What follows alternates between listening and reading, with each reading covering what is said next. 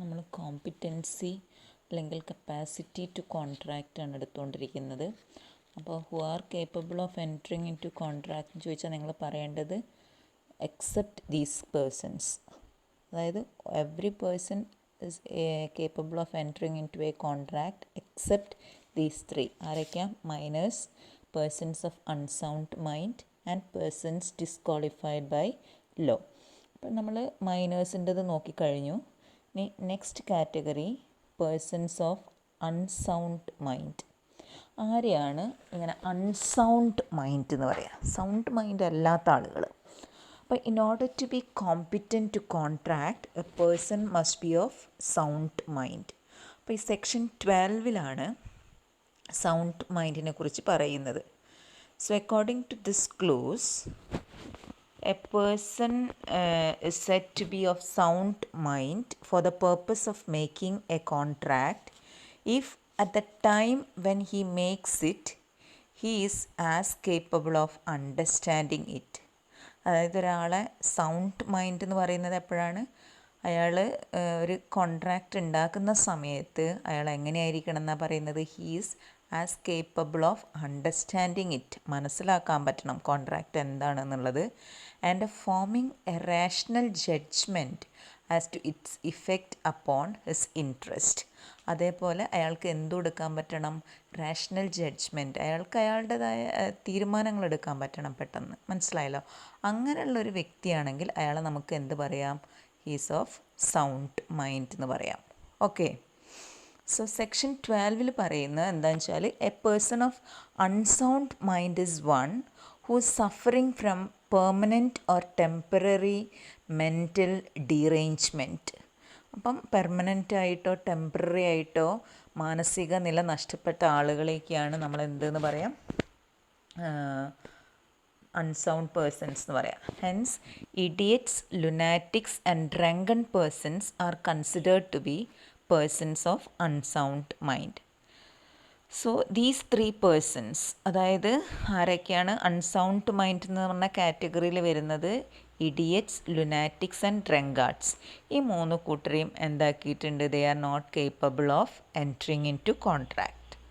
ഇനി a person who is usually of unsound mind and occasionally of sound mind may make a contract when he's of sound mind. അതായത് അങ്ങനെ പറഞ്ഞാൽ എന്താ വെച്ചാൽ ഈ lunatics എന്ന് പറഞ്ഞാൽ അങ്ങനെയാണ്. ചിലപ്പോൾ എന്തെങ്കിലും മെൻറ്റൽ എന്താ പറയുക, അങ്ങനെ ഭയങ്കര സ്ട്രെസ്സ് കുടുങ്ങിയിട്ടോ അങ്ങനെയൊക്കെ ചില ആളുകൾക്ക് മാനസിക നില തെറ്റിപ്പോവും.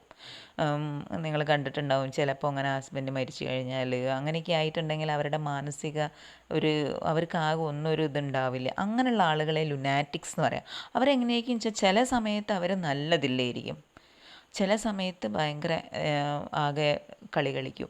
അപ്പം അങ്ങനെയുള്ളതാണെങ്കിൽ അവർക്ക് സൗണ്ട് മൈൻഡ് എപ്പോഴാണോ ഒക്കേഷണലി ചിലപ്പം നല്ലതായിരിക്കും, യൂഷ്വലി അൺസൗണ്ട് ആവുന്ന സമയത്ത് അവർക്ക് എന്താക്കാം എന്നാണ് പറയുന്നത്? കോൺട്രാക്റ്റ് ഉണ്ടാക്കുന്ന സമയത്ത് സൗണ്ട് മൈൻഡ് ആണെങ്കിൽ അത് വാലിഡ് ആയിരിക്കും കേട്ടോ. അപ്പോൾ person who is usually of sound mind but occasionally of unsound mind may not make a contract when he is of unsound mind. അപ്പോൾ ആ 2 പോയിൻ്റ് ഒന്ന് നോട്ട് ചെയ്തോളണം. പിന്നെ നമ്മൾ ഓരോരുത്തരായിട്ട് പഠിക്കാൻ പോവുകയാണ്. ഇഡിയറ്റ്സ് ആരാന്ന് നോക്കാം. A person who has completely lost his mental powers and who is incapable of forming a rational judgment is called an idiot. ഞാൻ കൂടുതൽ വിശദീകരിക്കേണ്ട ആവശ്യമില്ല എന്ന് തോന്നുന്നു, ഇഡിയറ്റ്സിനെയൊക്കെ നിങ്ങൾക്ക് അറിയാലോ. An idiot or a natural fool is a person who has no understanding power from his infancy. ചെറുപ്പം മുതലേ അവർ അങ്ങനെ തന്നെയായിരിക്കും. മനസ്സിലായല്ലോ? അപ്പോൾ അവർക്ക് എന്താ വെച്ചാൽ റാഷണൽ ജഡ്ജ്മെൻ്റ് ഒന്നും എടുക്കാൻ പറ്റില്ല.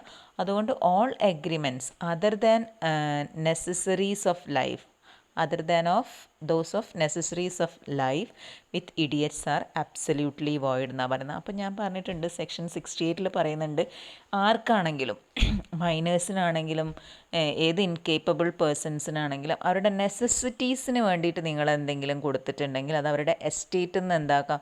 ദിയർ എസ്റ്റേറ്റ് ഇസ് ലയബിൾ എന്ന് പഠിച്ചിട്ടുണ്ട്. പേഴ്സണലി അവർ ലയബിൾ അല്ല കേട്ടോ.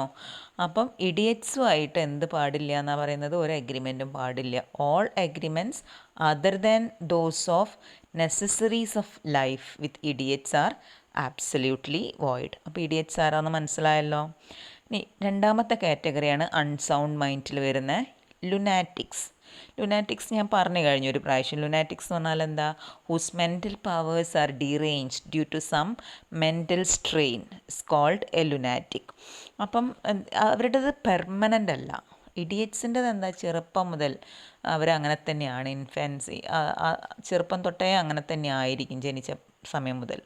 പക്ഷേ ഇവരതുണ്ടല്ലോ കുറേ കഴിഞ്ഞിട്ടൊക്കെയാണ് ഈ ലുനാറ്റിക്സിൻ്റെ പ്രത്യേകത. പെട്ടെന്ന് എന്തെങ്കിലും ഒരു മെൻ്റൽ സ്ട്രെയിന് കുടുങ്ങിയിട്ടുണ്ടെങ്കിൽ അങ്ങനെയൊക്കെ ആകുന്ന സമയത്താണ് അവരുടെ മെൻ്റൽ പവേഴ്സ് ഡീറേഞ്ച് ചെയ്ത് പോണത്. അങ്ങനെയുള്ള ആളുകളെയാണ് ലുനാറ്റിക്സ് എന്ന് പറയാം.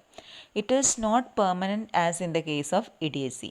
So the lunatic will suffer from intervals of sanity and insanity. ഞാൻ പറഞ്ഞല്ലോ, ചില സമയത്ത് അവർ നല്ല ബുദ്ധി ഉണ്ടാവും, ഒരു കുഴപ്പവും ഉണ്ടാവില്ല, നമുക്ക് കണ്ടാൽ തോന്നുകയില്ല. ചില സമയത്താണ് ഇങ്ങനെ പിച്ചും പേയും പറഞ്ഞുകൊണ്ടിരിക്കുക. മനസ്സിലായല്ലോ? So lunatics will be of sound mind in some intervals and the set intervals are called lucid intervals. അപ്പം നല്ല ബോധത്തിൽ നല്ല ഇതിലിരിക്കുന്ന സമയത്തുള്ള ആ ഒരു പീരീഡിന് പറയുന്ന പേരാണ് ലൂസിഡ് ഇൻറ്റർവെൽസ് എന്ന് പറയുന്നത്. നേരെ മറിച്ച് ചില സമയത്ത് അൺസൗണ്ട് ആയിരിക്കും, തീരൊന്നും ബോധം ഉണ്ടാവില്ല. അപ്പോൾ അവർക്കുണ്ടല്ലോ അവരുടെ പ്രത്യേകത എന്താ പറയുക? ലുനാറ്റിക്സ് ആയിട്ടുള്ള എല്ലാ കോൺട്രാക്ട്സും വോയിഡ് അല്ല. They can enter into a contract during lucid intervals എന്നാണ് പറയുന്നത്. When they are of sound mind. Lucid interval എന്ന് പറഞ്ഞാൽ അതാ, അവർക്ക് നല്ല ബോധമുള്ള സമയത്ത് അവരുമായിട്ട് കോൺട്രാക്റ്റ് വരാം.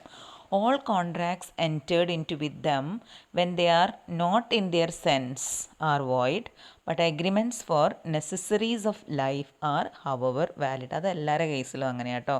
നെസസറീസിന് എന്തെങ്കിലും ഉണ്ടായിട്ടുണ്ടെങ്കിൽ അങ്ങനത്തെ അഗ്രിമെൻറ്റ്സ് ഒക്കെ വാലിഡാണ്. ഇനി മൂന്നാമത്തെ കാറ്റഗറിയാണ് ഡ്രങ്കൺ പേഴ്സൺസ്. അപ്പോൾ a person who is in a state of intoxication is incapable of entering into a contract. Any contract made during drunkenness is void എന്ന് പറയുന്നത്. ഡ്രങ്കൺ പേഴ്സൺസിനെ ഞാൻ കൂടുതൽ വിശദീകരിക്കുന്നില്ല, ഒക്കെ നിങ്ങൾക്ക് അറിയുന്നതാണ്. കുടിച്ച് നടക്കുന്ന ആളുകളെയാണ് എന്തെന്ന് പറയുന്നത്? Drunken persons.